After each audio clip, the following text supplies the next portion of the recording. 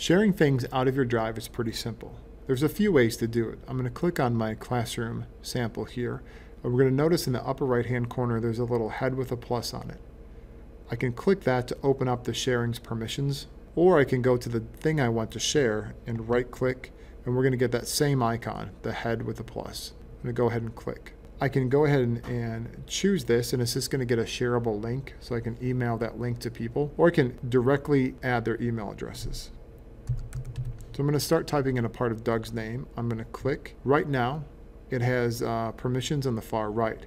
I can have him view everything within the folder, so he can just see things. He can make copies of whatever he wants, or I can have him as an editor on the folder. But just know that anything within this folder, all the subfolders, all the documents within, he has full editing rights to once I use this permission right here. I'm going to add a note here.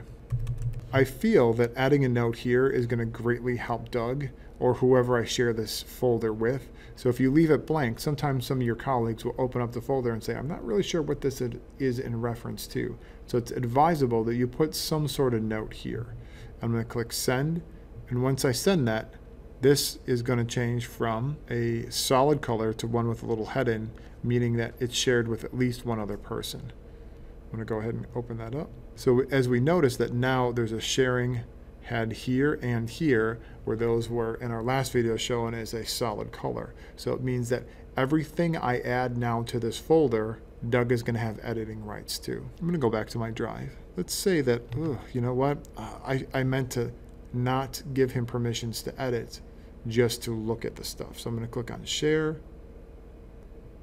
click on Doug's name, and this pane will open up. I'm going to choose his permissions from editing to viewing only. But if I'm changing grade levels or something else, I can make him complete owner of this folder. It's going to transfer ownership from me to Doug. So I can click can view, and now once I click save changes, he's no longer going to be able to edit anything within it. I could also just click this button here and click save changes. Now Doug no longer has access to anything within that folder. And as we see, it's changed from a head to just a solid color. So there's a lot of sharing permissions, so be mindful of who you're sharing it with and what permissions you give them.